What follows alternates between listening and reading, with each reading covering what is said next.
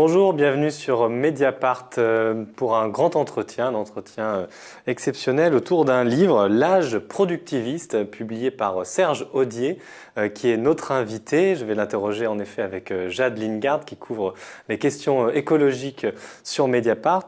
Et on va parler avec lui donc de ce livre, Serge Audier, qui a un caractère très ambitieux. Ceux qui vous lisent ne seront pas surpris, mais on a quand même presque 1000 pages d'ouvrage, un caractère foisonnant aussi, parce qu'il y a beaucoup de références.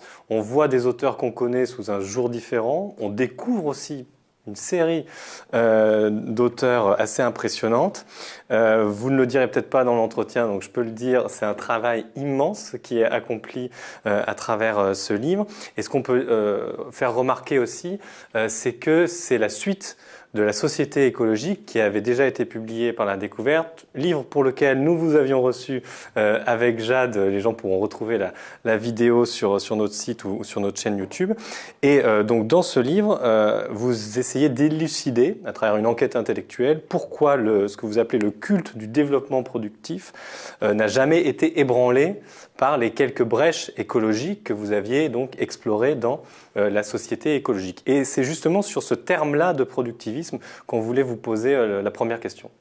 Alors, l'originalité de ce livre, en tout cas son originalité saillante, c'est en effet de placer la question du productivisme, pour vous, Serge Audier, au cœur des raisons centrales de l'explication des destructions en cours de l'écosystème, du monde, du changement climatique.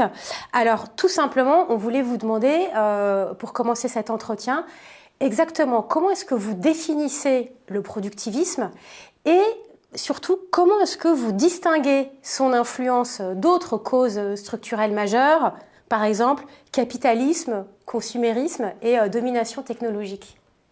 Alors, ce livre, ce n'est pas un livre qui traite de tout, si j'ose dire, mais qui traite prioritairement du rapport de la gauche à la question écologique et qui essaye de réfléchir pourquoi la gauche n'a pas su ou n'a pas pu intégrer l'enjeu écologique. Quand je parle de productivisme, c'est certes pour désigner une tendance forte de notre temps depuis au moins 2 siècles, mais c'est aussi, du point de vue qui est le mien, c'est-à-dire une histoire intellectuelle, idéologique et politique, pour réfléchir aux motifs profonds qui ont conduit la gauche à généralement sacrifier les enjeux écologiques à des enjeux considérés comme plus importants. Et en particulier des enjeux de développement économique et de maîtrise de plus en plus grande de la société de l'homme sur la nature. Donc productivisme, je le prends comme un emblème idéologique d'une tendance très profonde de la gauche. Et si je l'ai mis en avant, c'est parce que le terme est un des rares ismes, à mon avis, très significatifs qui surgissent à la fin du XIXe siècle et au début du XIXe siècle, sous la plume d'un personnage un peu oublié qui s'appelle Ernest Solvay, qui était un industriel, un ingénieur, un philanthrope, et qui a voulu produire une nouvelle doctrine. Et au fond, ce mot productivisme va circuler ensuite dans le fascisme, la gauche du fascisme avec ce qu'on appelle le productionnisme, va circuler dans les avant-gardes favorables au communisme en Russie, va circuler ensuite de manière plus critique pour porter un regard sur la modernité industrielle, mais c'est un mot qui va devenir un mot emblème. Alors je veux dire par là que, bien entendu, le capitalisme est une des sources fondamentales, centrales de la crise écologique, mais ce qui m'intéresse d'élucider, c'est la manière dont la gauche a nourri sa relation au capitalisme et dont la gauche a pensé son rapport à la société et à la nature. Et c'est là que ce terme productivisme est très important. Chez Solvay, ça signifie le culte de la production, une production toujours plus efficace et une production vouée à être exponentielle et infinie. Double dimension qui, je crois, est très intéressante parce que, d'autre part, Solvay était plutôt un réformateur social, un social-libéral, dirait-on aujourd'hui, qui concevait ce développement des forces productives, ce développement de la production, non pas comme une fuite en avant nihiliste, mais comme quelque chose qui était au service quand même d'idéaux normatifs. Une société de la méritocratie, une société de l'abondance, et et aussi une société qui produirait toujours plus de richesses pour une forme de bien-être social.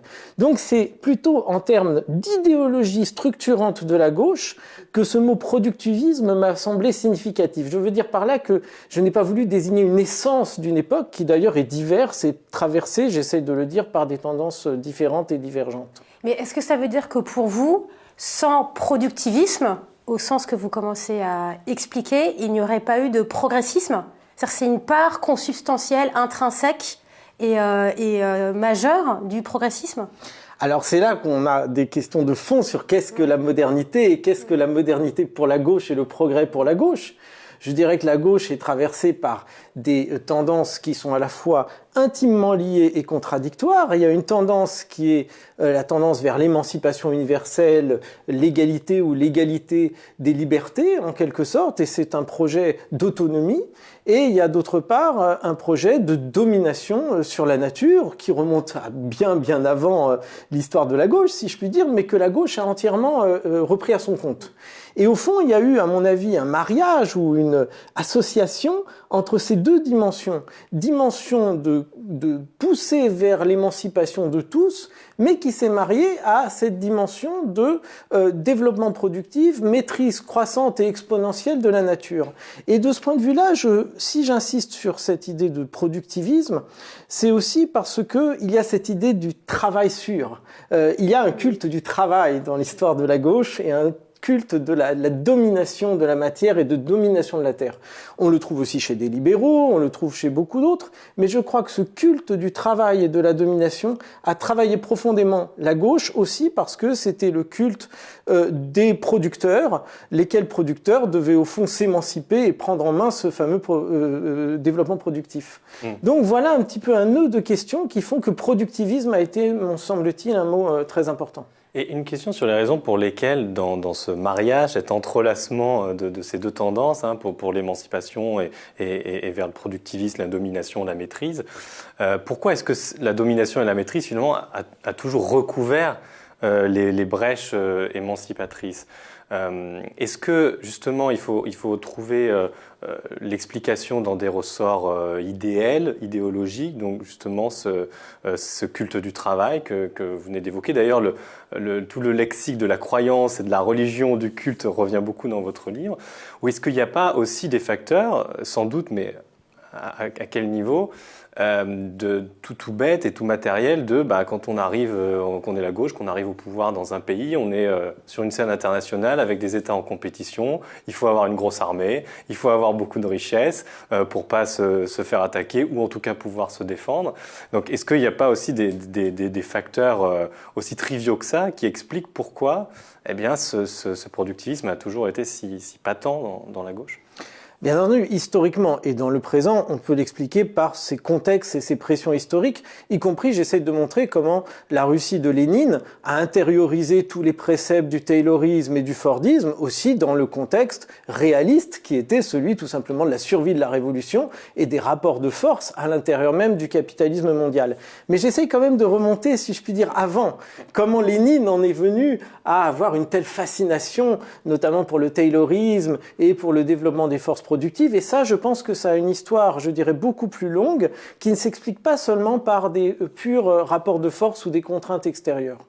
Mon sentiment, c'est qu'il y a deux choses. Il y a d'abord quelque chose qui ne relève pas de la simple croyance, du simple culte ou de la simple irrationalité, c'est que le développement des forces productives allait libérer l'humanité, et notamment les plus subalternisés, si j'ose dire, d'une malédiction, du travail le plus opprimant et le plus dur possible, et d'une libération en termes de bien-être. Donc, au fond, il y a eu un pari sur le développement des forces productives, et même Paul Lafargue, qui a écrit Le droit à la paresse, le droit à la paresse n'est possible qu'à la faveur d'un développement exponentiel des forces productives et des machines. Donc, ils font échapper aux besoins, aux manques, à la rareté. Et donc, il y a, je dirais, quelque chose qui n'est pas seulement irrationnel et qui vraiment procède de quelque chose de concevable. Au fond, c'est comme ça qu'on va libérer l'humanité et les plus pauvres et qu'on va accéder à un bien-être universel.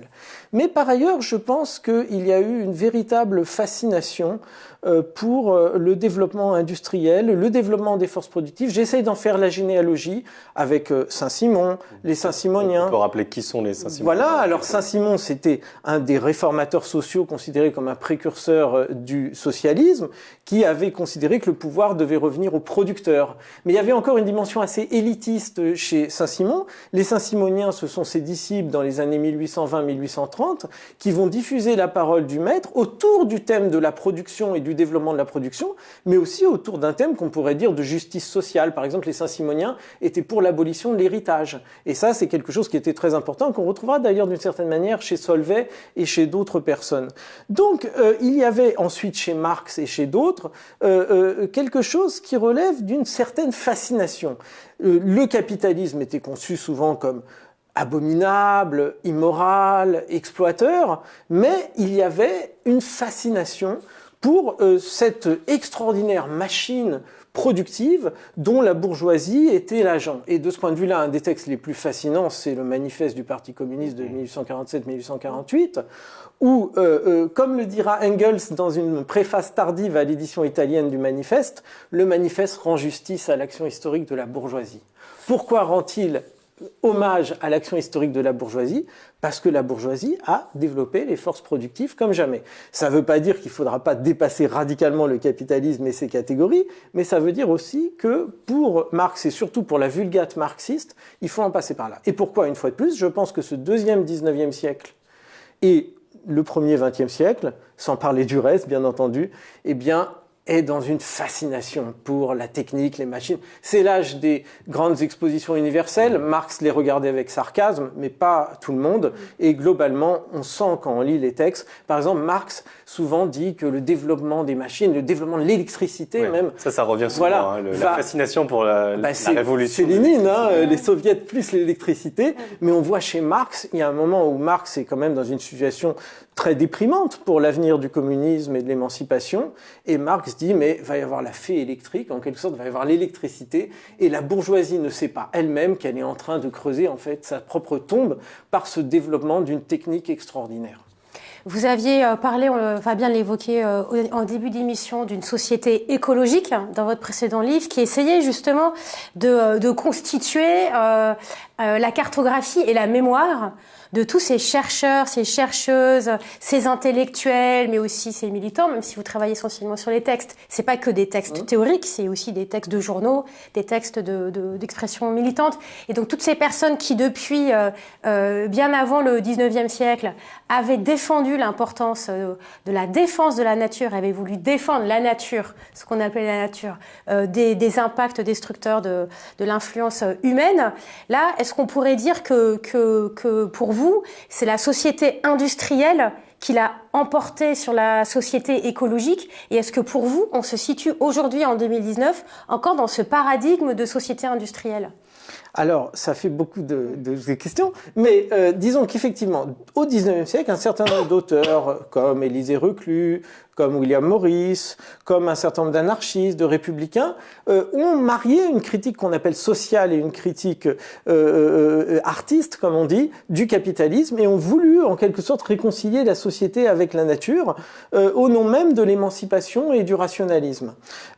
Ils ont été, je crois, broyés, effectivement, parce que la donne dominante, c'était le développement industriel, et de ce point de vue-là, c'était le contexte national et mondial qui s'imposait à tous, et je crois qu'une certaine attraction, une certaine fascination pour cette solution, si je puis dire, de facilité, ou en tout cas cette solution qui semblait s'imposer, a prédominé, y compris parfois chez des anarchistes ou chez d'autres. Donc effectivement, je pense que le développement industriel, l'industrialisme a pris le dessus sur d'autres modèles de façon de faire société, d'avoir un rapport aux autres et à la nature. Et ce modèle a été de convivialité, locale, etc. Je crois que ce modèle a été hégémonique et qu'il a été très largement intériorisé par les acteurs, parce que, une fois de plus, c'était la condition, selon eux, de la prospérité pour tous et de l'émancipation. Alors, est-ce que ce modèle continue de prédominer ? Évidemment, on parle souvent de sociétés post-industrielles, de post-Fordisme. Il y a eu une désindustrialisation manifeste des économies occidentales depuis 30 ans. Mais justement, comme vous dites, des économies occidentales, parce que quand on voit à l'échelle du globe, c'est quand même tout à fait différent. Voilà. C'est une autre et affaire. Ce sont quand même en partie les ateliers du monde. Donc, je crois que quand même, globalement, dire que nous sommes sortis du Fordisme, que nous sommes totalement sortis du modèle industriel me semble très largement faux, même s'il y a eu des mutations extraordinairement importantes du capitalisme. Et il me semble que ce qui demeure de ce moment industrialiste, c'est le culte de la croissance. C'est-à-dire que si nous sommes sortis, comme vous dites, sur la part de plus en plus faible de l'industrie en France et d'autres, si nous sommes sortis d'un certain industrialisme du 19e siècle, je crois que l'horizon de la croissance reste quand même un horizon absolument dominant. Et de ce point de vue-là, il me semble que les choses n'ont pas changé à ce point et que le logiciel dominant demeure encore largement celui-là. Mais sans vouloir couper les cheveux en quatre, mais est-ce que l'obsession de la croissance, qui est évidente dans les politiques et les déclarations des dirigeants occidentaux, est-ce que ça, c'est pas la marque aussi de l'économie capitaliste dans lesquelles il s'insère, avec cette volonté de toujours créer plus de valeur et d'avoir organisé en fait une économie de plus en plus autour de sa sphère financiarisée. À quoi ça sert finalement de continuer à y pister l'industrialisme quand on voit bien que ça correspond aussi à un stade financier, mondialisé, hyper marchandisé, très mobile, très rapide du capitalisme? Mais je crois que d'abord, examiner ses propres responsabilités personnelles et collectives n'est jamais inutile, parce que justement, par exemple, si vous prenez l'histoire de la Chine, qui a muté radicalement de modèle à la fin des années 1970, en un sens, on peut dire, mais alors pourquoi ils nous emmerdent avec Mao et tout ce qui s'est passé dans les années 60, puisque de toute façon, nous sommes rentrés dans un nouveau type de modèle radicalement différent. Mais l'obsession de Mao, c'était de rattraper les États-Unis, de rattraper l'Angleterre. Et pourquoi l'obsession de Mao était celle-là? D'abord, évidemment, parce qu'il voulait libérer son peuple et émanciper son peuple et le sortir d'une misère millénaire. Mais c'est aussi parce que vous aviez ce poids fondamental, à mon avis, d'une certaine vulgate marxiste, une fois de plus, qui disait qu'il fallait développer les forces productives. Et pour répondre à votre question, bien sûr, aujourd'hui, la gauche commence à être en crise, elle ne sait plus où elle habite et elle est dans un entre-deux de crise de paradigme. Mais à mon avis, une partie d'entre elles, qui peut-être est maintenant du côté du centrisme ou ailleurs, n'a pas oublié cette culte du développement des forces productives. Et je crois qu'on se tromperait à dire que c'est une affaire, je dirais, classée et qui n'a plus d'impact aujourd'hui. On peut se retrouver peut-être dans les grands projets, et je termine là-dessus cette partie, mais c'est vrai que tous les grands projets d'aménagement aujourd'hui, par exemple, se présentent toujours comme des contributions utiles, veulent créer des emplois, veulent créer de l'activité, que ce soit à l'époque l'aéroport de Notre-Dame-des-Landes ou aujourd'hui des projets autoroutiers ou même, je sais pas, l'urbanisation du triangle de Gonesse au nord de Paris. Finalement, on pourrait imaginer, même si c'est pas de l'industrie au sens usine du terme, que c'est la continuation du discours que vous avez analysé de créer plus de choses au nom de l'utilité. Le lien que vous faites avec bien sûr, au nom de l'utilité et au nom de l'intérêt du peuple. Je veux dire par là que encore aujourd'hui, nous ne sommes pas dans un discours qui se drape, je dirais, dans un élitisme en disant c'est bon pour le capital et l'accumulation du capital, mais c'est pas bon pour vous. Au contraire, tout le discours consiste à dire que c'est bon pour tout le monde et notamment pour les milieux populaires. Donc, de ce point de vue-là, je pense que les choses n'ont pas radicalement changé, surtout si on sort de notre petit continent et de notre petit pays pour voir les choses plus largement. Alors, on a choisi de faire un focus sur un aspect, un ou deux chapitres du livre, parce qu'on peut évidemment pas tout traiter. On a été beaucoup intéressé par la période de l'entre-deux-guerres. Il y a beaucoup de choses qui se jouent. Si on continue à parler de la gauche, moi, il y a quand même quelque chose qui m'a frappé, j'avoue que j'ignorais assez largement, c'est à quel point le New Deal aux États-Unis avec le président Franklin Roosevelt avait une part, sinon écologique, en tout cas une volonté de préservation de l'environnement, parce qu'il y a aussi des atteintes très fortes à l'environnement durant cette période. Là, c'est pas juste une crise sociale, 1929. Et du coup, c'était assez agréable de recevoir aujourd'hui, parce qu'en ce moment, on parle beaucoup du Green New Deal, qui est discuté par la gauche américaine autour de Bernie Sanders, de Alexandria Ocasio-Cortez, qui ont réussi à imposer ce thème-là dans le débat américain. Quel regard vous portez? Est-ce que finalement ce serait la version vraiment verte du New Deal qui n'a pas été totalement vert? Attendons de voir, mais en tout cas, ce qui est sûr, c'est qu'il y a une vieille tradition aux États-Unis qui remonte au moins au début du 19e siècle, portée par le courant progressiste, d'abord Theodore Roosevelt lui-même, et portée par quelqu'un de très important qui était un spécialiste des forêts, qui s'appelle Pinchot, et qui a développé ce paradigme qu'on appelle le paradigme du conservationnisme, et qui essaye de dire qu'il faut préserver les ressources pour les générations futures, et en particulier pour les États-Unis. Au moment de la crise des années 30, la crise du capitalisme apparaît comme une crise du laisser-faire avec des désastres sociaux et environnementaux. Et il y a eu notamment la fameuse crise du Dust Bowl et beaucoup d'autres choses qui ont montré que le capitalisme de laisser-faire menait à une impasse. Et effectivement, il y a des grands travaux de reboisement, d'assainissement, et une partie du discours de Roosevelt consiste à dire qu'il faut mieux gérer la nature dans une perspective de long terme et pour les générations futures. En même temps, on voit une contradiction, ou en tout cas une tension interne qu'on retrouvera jusque dans le concept de développement durable.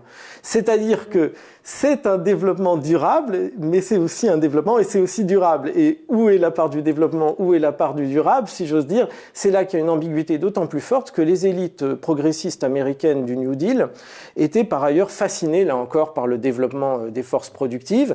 Par ailleurs, ils étaient très élitistes, c'était une forme de technocratisme éclairé qui considérait tout de même qu'une élite de technocrates progressistes devait, par la grande industrie, permettre le développement de la richesse du peuple américain. Donc, tension entre ce développement qui était quand même un développement industriel maximal et cette dimension de protéger les ressources sur le long terme. Il me semble que ces tensions, on les retrouvera d'abord dans le concept de développement durable. Et on sait à quel point parfois il a fait l'objet d'attaques virulentes, parfois peut-être... Il est même abandonné ce voilà, terme, il est même considéré abandonné comme voilà, mensonger, quoi, voilà. même presque insultant. Mais pendant un certain temps, il a été porté, je crois aussi par des écologistes sincères, qui consistaient à dire qu'il fallait aussi articuler les enjeux écologiques et les enjeux de bien-être du long terme pour toute la population mondiale. Qu'en est-il aujourd'hui des États-Unis? Je crois qu'il est trop tôt pour le dire, mais d'abord c'est intéressant de voir qu'il renoue finalement avec quelque chose de très profond dans le progressisme américain, avec une remise en avant de l'interventionnisme public comme condition d'une sortie d'un modèle considéré comme obsolète. Est-ce que cela nous ramènera aux contradictions qu'on trouvait déjà au temps du New Deal, et donc est-ce que ce sera de nouveau une forme, je dirais, de nouveau capitalisme qui se cache sous les oripeaux verts?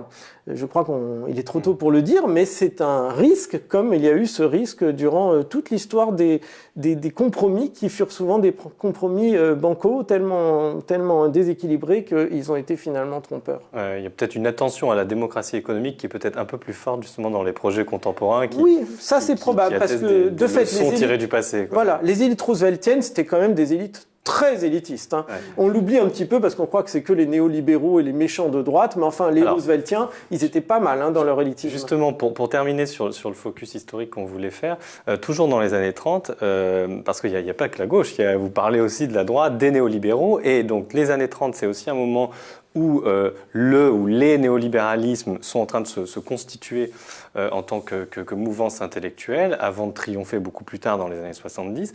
Mais ce que vous montrez à travers la figure d'un certain Röpke, qui était très conservateur et néolibéral, c'est que c'était un néolibéral avec des préoccupations environnementales. Et c'est assez intéressant parce que vous arrivez à tenir avec ce personnage beaucoup de choses. À la fois le fait que, oui, c'est vrai, il y a eu une écologie plutôt conservatrice, et on en retrouve des traces jusqu'à aujourd'hui, mais qui en même temps n'était pas complètement...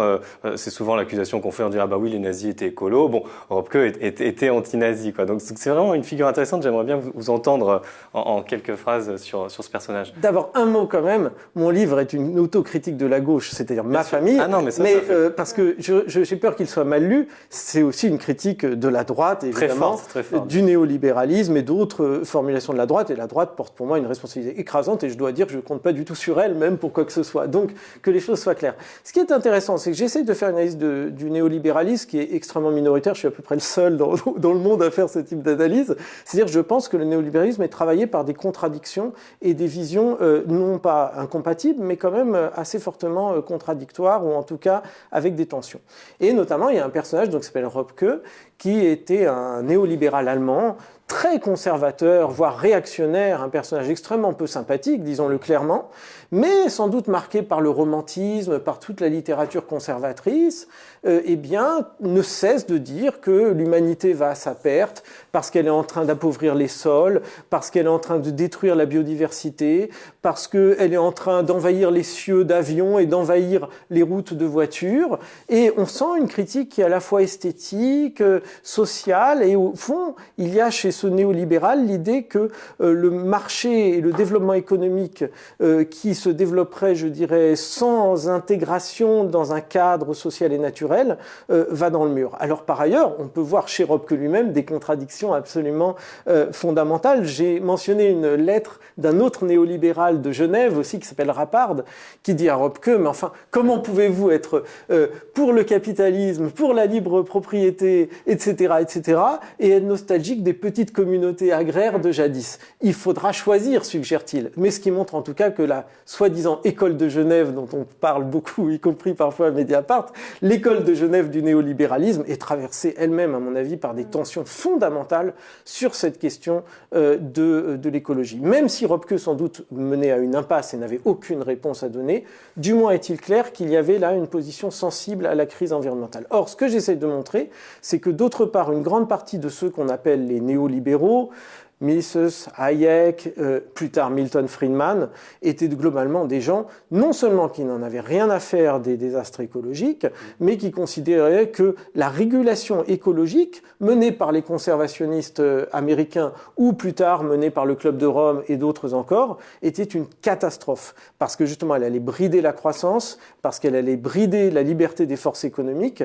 Et je cite notamment un des personnages les plus importants de la Société du Mont Pèlerin, Antonio Martino, qui était aussi un des concepteurs du programme de Berlusconi et qui était un proche de Milton Friedman. En 90, quand l'Union soviétique s'effondre et le communisme s'effondre, dit il y a une nouvelle menace très grave. C'est l'environnementalisme. Et l'environnementalisme va créer des nouvelles contraintes sur le capitalisme. Et c'est là qu'il faut mener le combat. Or, c'est ce que mèneront les think tanks et autres fondations néolibérales jusqu'à nos jours, dans un climato-scepticisme débridé, ou bien dans une valorisation des seuls mécanismes du marché pour régler la crise. Et peut-être en vraiment quelques mots, parce que ça va mieux en le disant, je faisais référence à Röpke parce que justement anti-nazi, vous démolissez quand même assez bien en quelques pages l'idée reçue selon laquelle les nazis auraient eu des penchants écolos. Alors peut-être une certaine forme de goût pour la nature, mais enfin qui était contredit par quand même beaucoup, en tout cas de leur action, sinon de leurs idées. Alors première chose, l'Allemagne a été pionnière par des vrais écolos, des vrais environnementalistes qui aimaient la nature et qui donc ont mené un combat bien avant l'avènement du Troisième Reich. Deuxièmement, c'était une sensibilité assez diffuse dans un pays très fortement marqué par le romantisme. C'est vrai que les nazis ont promulgué un certain nombre de lois sur des parcs naturels, sur la protection des animaux, etc. Donc il y avait effectivement des éléments qui témoignaient d'une sensibilité verte. Mais d'abord, c'était une sensibilité verte qui était fondée très largement sur une conception darwinienne au sens le plus vulgaire du terme et fondée sur le sang et le sol. Et deuxièmement, le Troisième Reich, quand il fallait faire des arbitrages entre protéger la nature et développer les forces productives, développer l'armée, développer toute une série d'architectures absolument délirantes et grandioses, a fait évidemment l'arbitrage du côté justement productiviste. Donc en fait, ce qu'on voit très fortement chez Hitler, mais aussi dans le nazisme, c'est que cette écologie, soi-disant, n'en était pas une, et que par ailleurs, s'il y en avait une, elle était liée aussi à une sensibilité qui excédait très largement le national-socialisme, y compris donc chez Röpke, qui était un libéral conservateur, qui a quitté toutes ses fonctions dans l'université, ils n'ont pas été si nombreux, qui a quitté ensuite l'Allemagne pour la Turquie et pour Genève, mais qui lui aussi manifestait une grande sensibilité verte. Et j'ai même exhumé un personnage juif qui a été été persécuté par les nazis, qui avait fait une ligue anti-bruit et qui avait été au cœur de certaines batailles pour la défense de l'environnement et qui a fini assassiné par les nazis. Donc arrêtons les idioties de Luc Ferry ou de celles sous un autre genre de Pascal Bruckner. Voilà des vrais gens de droite et des vrais gens très anti-écologiques de mon point de vue. Alors, Serge Audier, votre livre est très clairement un livre d'histoire. On comprend en vous écoutant et il faut que celles et ceux qui nous écoutent comprennent qu'il y a 1000 autres exemples de personnages, de figures, de textes. Dans votre livre, c'est vraiment un voyage assez extraordinaire et époustouflant dans plus d'un siècle d'une histoire absolument passionnante.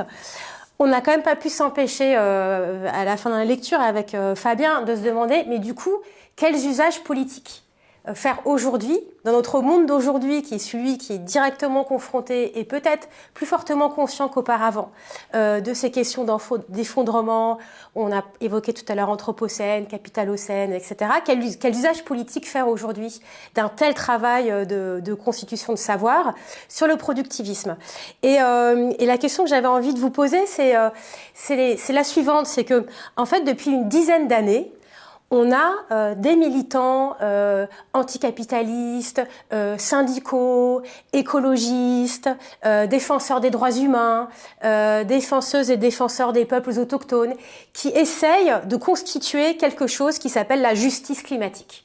Et la justice climatique, c'est l'idée d'un horizon commun dans lequel, en fait, pour lutter contre le changement climatique, il faut en fait lutter contre d'autres dominations qui sont les dominations de classe, de genre, de race, et qu'en fait, ce qui cause le changement climatique et la destruction du monde dit naturel pour aller très vite, c'est en fait les mêmes forces qui sont en œuvre pour asservir toute une partie de l'humanité. Et donc l'idée, c'est plutôt de faire sortir une dimension intersectionnelle, en fait, de l'action écologiste et écologique.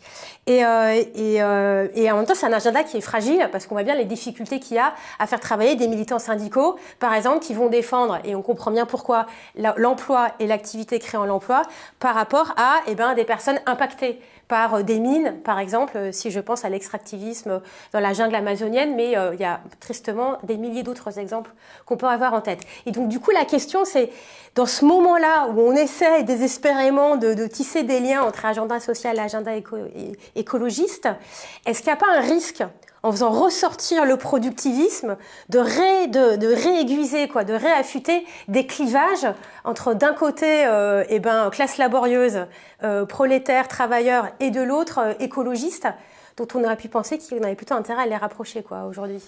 D'abord, il faut rapprocher évidemment l'agenda social et l'agenda écologique, mais je pense qu'il ne faut pas le rapprocher sur des bases mensongères ou avec derrière soi une conviction que quelque part on raconte des histoires. Il y a des tensions, il y a des antinomies, et dans la vie, je pense qu'il faut mieux mettre sur la table les antinomies, les tensions, que de les dissimuler. Un jour, on paye souvent très cher les dénis et les mensonges, et donc de ce point de vue-là, je pense qu'il faut mettre en valeur les antinomies. Cela dit, moi, si j'ai fait ce travail, c'est, je crois, une de ses originalités, c'est que c'est un travail politique. Il y a beaucoup de choses sur l'écologie, et je vois beaucoup de militants de l'écologie pour qui socialisme, républicanisme, Lénine, tout ça, ça n'a plus aucun intérêt. On est dans un autre monde et ça ne leur dit rien. Or, je crois que d'abord, nous payons toute une histoire idéologique, et donc faire cette généalogie, c'est important.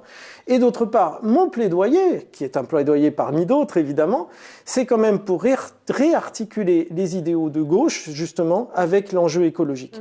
Pour beaucoup de gens, y compris des militants écologiques, vous dites qu'il y a une articulation, mais il y en a pour beaucoup, ce sont des questions disjointes, et la question de la gauche n'est même plus une question pertinente. Pour moi, elle est pertinente. Non pas le mot gauche, qui un jour disparaîtra, mais la question de l'égalité, justement, est fondamentale. Pour 1000 raisons qu'on sait, les inégalités actuelles, y compris dans les modes de vie, sont incompatibles avec une politique et une cité écologique.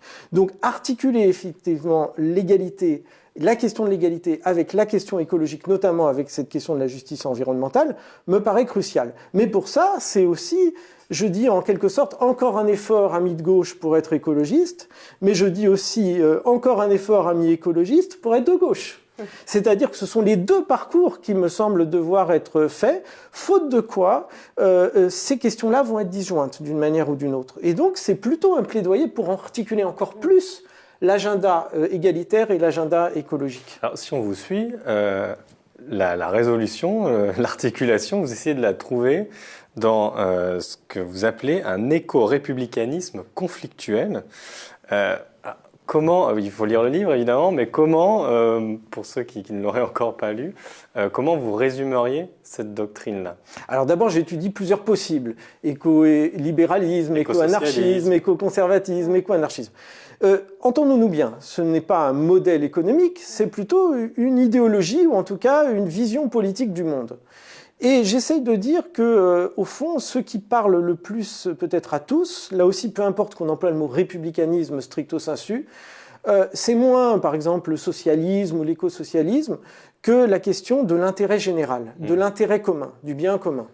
Je pense que ça parle à tout le monde d'une manière ou d'une autre, par-delà même les différences culturelles. Et donc, le mot républicanisme, c'est au fond l'intérêt général, l'intérêt commun.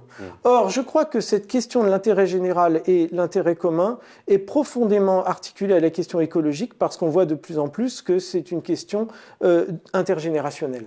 Le bien commun, c'est le bien de ceux qui nous ont précédés, dont un certain nombre d'héritages sont fondamentaux et qu'il faut faire revivre, fût-ce de manière critique.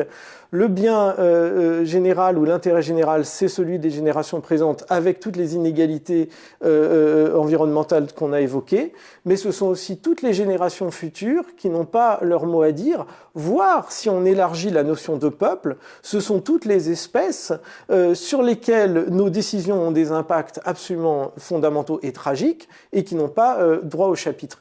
Donc mon idée, c'est au fond d'élargir l'idée d'intérêt général, d'élargir l'idée de peuple en incluant les non-parlants et y compris les autres espèces pour repenser l'intérêt général. Donc, une fois de plus, ni gauche ni républicanisme ne sont des fétiches pour moi, ce sont des horizons d'égalité et d'intérêt général. J'ajoute qu'une chose me paraît fondamentale, c'est qu'une des antinomies les plus tragiques, à mon avis, face à la question écologique, c'est au fond le clivage entre le consommateur et le citoyen.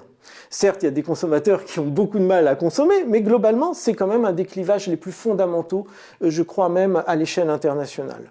Or, la tradition républicaine, qui a des exposants jusque dans le monde contemporain, Hannah Arendt, pour moi, est typiquement un penseur du républicanisme de ce point de vue-là, est une tradition qui a toujours mis en avant, je dirais, le primat du citoyen sur le consommateur. La politique contre les affaires privées. Au sens des affaires communes, des affaires publiques.